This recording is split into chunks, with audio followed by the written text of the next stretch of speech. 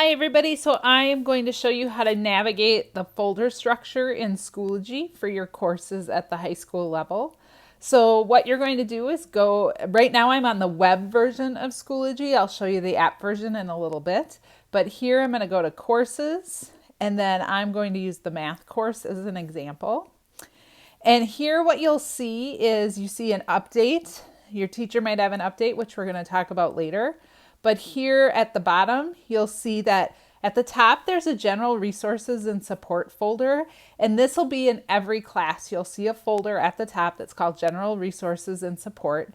And what you might see in there is the student resources website, the parent resources website. If your parents need access to that, now you have it in every class. You'll see an online resources and databases page. You will also see your teacher's course syllabus and then any other additional materials that they might have that you'd use throughout the year will be in that folder. Now I'm going to go back to the math course. And then how teachers are organizing it is going to be by unit. And so you'll see the unit name, like you see Unit 1, Equations and Inequalities.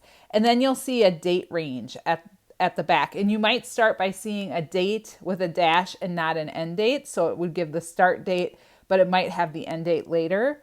And then what you do is that unit, whatever unit you're on, that's the unit that you will focus on. And then they might have some folder structures within the class so that you can see your assignments, things like that. You notice that it says here like to complete this lesson so that you have it all in that place.